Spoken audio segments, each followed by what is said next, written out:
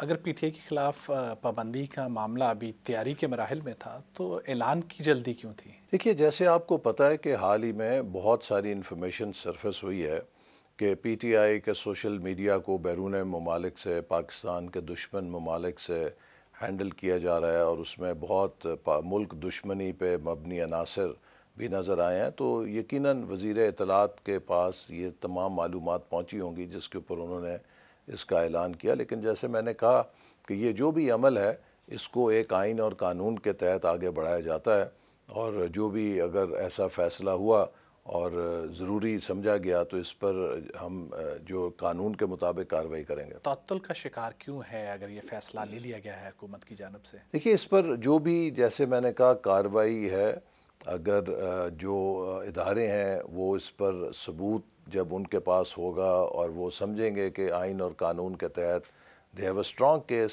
تو they can always move forward. اور اس کو حکومت کسی نوٹیفیکیشن کے ذریعے نہیں کر سکتی، اس کا ایک طریقہ کار ہے، اور حکومت ایسا فیصلہ کرے گی تو وہ اتنا مضبوط ہونا چاہیے کہ وہ اسکروٹنی آف لا کو سٹینڈ کر سکے۔ تو شاید اسی لیے جو مختلف وزارت داخلہ ہیں اور اس کے ادارے ہیں وہ ان تمام شواہد کا جائزہ لے رہے ہوں گے۔ لیکن پابندی لگے یا نہ لگے، ایک بات طے شدہ ہے کہ پی ٹی آئی کی سیاست اس وقت پاکستانی ریاست کے مفادات پہ براہ راست حملہ آور ہے۔ اس کے بعد بھی آپ کو یقین ہے کہ سپریم کورٹ میں حکومت دفاع کر سکے گی پابندی کے معاملے کا؟ ملک ایک روبے اصلاح ہے یا ایک ٹرن اراؤنڈ کی طرف جا رہا ہے۔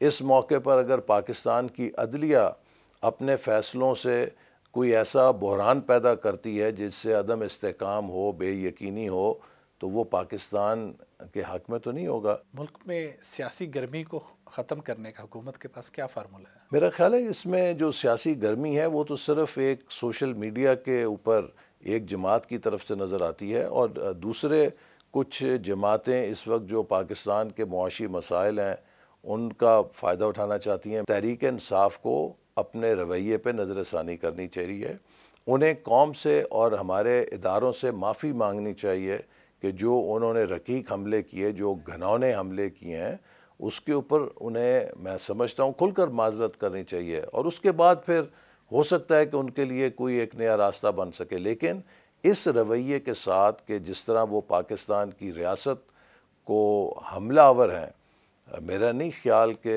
وہ اس طرز سیاست کے ساتھ پاکستان میں کہیں پہنچ سکیں گے۔ عمران خان تو کہتے ہیں کہ حکومت انہیں فوج سے لڑا رہی ہے۔ عمران خان صاحب یہ بتائیں کہ کس حکومت کے نمائندے نے انہیں مشورہ دیا تھا کہ وہ 9 مئی کو جا کر فوج کی تنصیبات پہ حملے کریں؟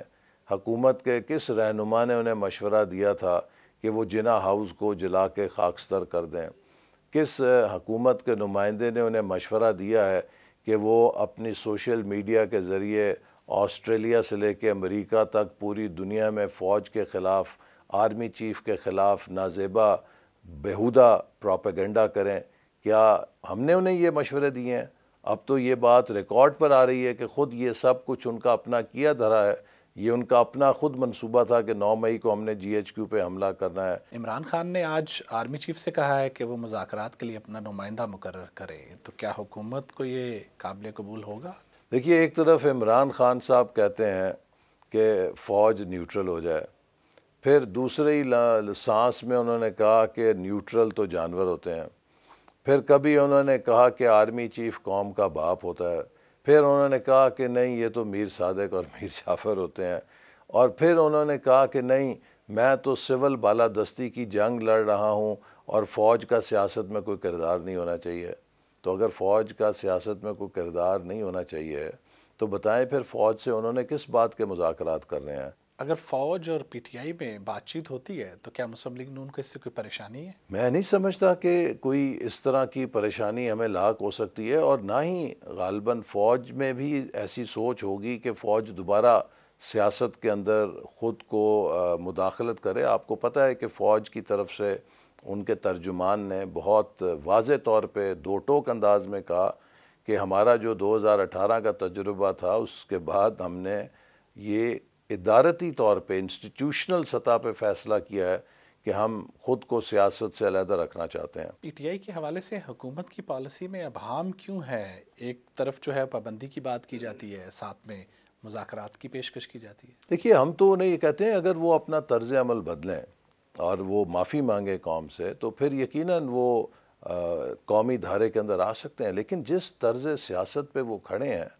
میں نہیں سمجھتا کہ اس طرز سیاست کے ساتھ امریکہ اور برطانیہ جیسی جمہوریت بھی کسی سیاسی جماعت کو کسی سیاسی کردار کی اجازت دے گی۔ اسٹیبلشمنٹ اور عدلیہ کے درمیان کچھ تناؤ سا دکھائی دیتا ہے، تو حکومت اس میں کہاں کھڑی ہے؟ دیکھیے، اس وقت کوئی بھی تناؤ افورڈ نہیں کر سکتا، اور اسی لیے میں سمجھتا ہوں کہ پاکستان نے اگر آگے بڑھنا ہے تو اس وقت پاکستان کی پارلیمنٹ، پاکستان کی عدلیہ، پاکستان کی اسٹیبلشمنٹ سب کو اس ذمہ داری کا احساس کرنا ہے کہ کسی کے عمل سے اگر ملک کے اندر عدم استحکام پیدا ہوتا ہے تو وہ پاکستان کے ساتھ دوستی نہیں ہے، دشمنی ہے۔ کیا آپ کو نہیں لگتا کہ وقت کے ساتھ پاکستان کے لیے امریکہ اور چین کے درمیان تعلقات پہ توازن رکھنا مشکل ہوتا جائے گا؟ پاکستان کو اس بارے میں کوئی زیادہ مشکل اس لیے نہیں کہ پاکستان کی ایک تاریخ ہے۔ پاکستان کے چین اور امریکہ سے تب بھی بہت قریبی مراسم تھے جب چین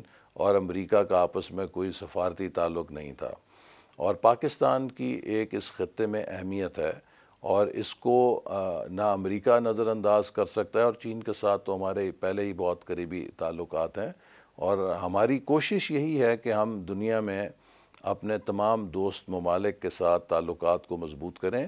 امریکہ پاکستان کی سب سے بڑی تجارتی منڈی ہے، ہماری سب سے زیادہ ایکسپورٹس امریکہ کو ہوتی ہیں، اور ہمارا فیوچر جو ہے اکانومی کا وہ ایکسپورٹس کے اوپر ہے۔ ہم اس کے لیے بہت متمنی ہیں کہ ہم امریکہ کے ساتھ تجارت کو فروغ دیں، امریکہ کی جو ٹیکنالوجی ہے اس کا فائدہ اٹھائیں۔ بہت شکریہ آپ کا وائس آف امریکہ سے گفتگو کا۔